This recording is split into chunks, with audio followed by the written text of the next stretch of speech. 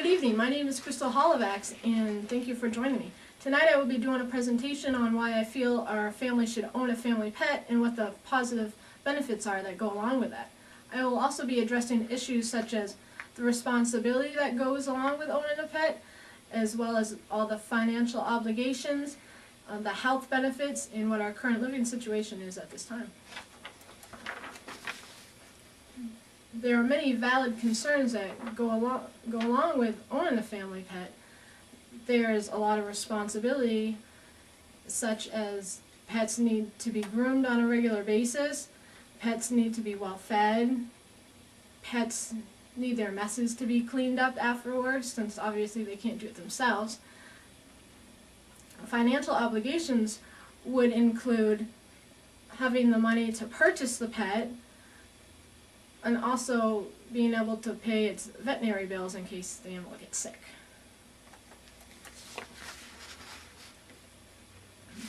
We just bought a house a year ago. Nate and Nathaniel only has a contract job, therefore he's not an employee, so he could be more likely to lose his job than if he had a permanent position. He has been working there for about a year and a half now, so that's not that likely to happen, but there's still that thought of instability there. Also, I'm a stay-at-home mom, so I'm not bringing any income into the house except for my financial aid money from college. So we have to think about that.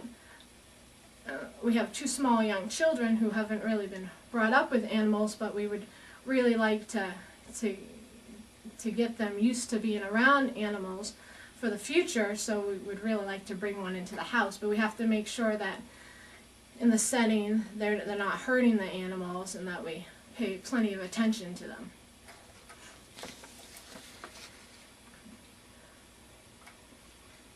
In my plan, I feel that if we saved money from what we would use when we went out to eat at restaurants, since we do that more frequently than we probably should, we could just do it a little less often, and that money could go in our Chase Savings Bank account, as well as about $25 in from your bi-weekly paychecks.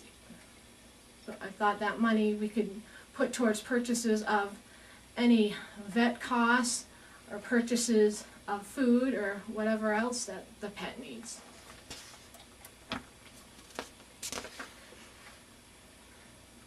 In my research, I discovered that Lollipop Farm would be a great place to purchase an animal. Their adoption fees cover several things. Most of them are first-time purchase items, but the thing that I came back to was the discount on their Science Diet pet food. That's a really good quality pet food, and since that is a discount I could use for the whole life of the animal, that would save us a lot of money in the long run. Of course, there are other items that the cat or dog would need, but they're not big items at all that are not costly, such as a food and water bowl. You can go to Walmart and Petco, maybe even the Dollar Tree, and get those. There's also a couple toys maybe for the pet to play with. There's a hairbrush, so you make sure you can groom the animal well. And another thing that's on this slide is actually a toothbrush.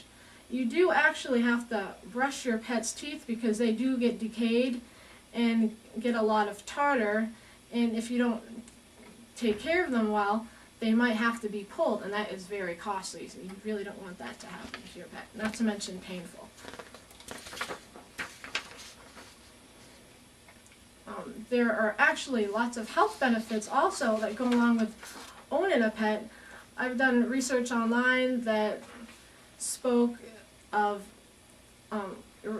reducing heart disease, of lowering your stress levels, increases your positive mood, and even with early exposure to a child, it can even greatly reduce them getting allergies to dogs and cats later in life. I have lots of experience owning dogs and cats, since as a child I've always had at least 2 animals in my household at all times, so I know what goes into taking care of a pet and financially what goes into taking care of a pet. I feel that also, since Nathaniel has been brought up with lots of animals on a farm when he was a child, that he also knows that it's a great thing to be brought up with animals because you can learn a lot from them. Also, the benefits of owning an animal are great. It helps you with depression and anxiety and loneliness. And not to mention they give you unconditional love. The benefits are just outstanding.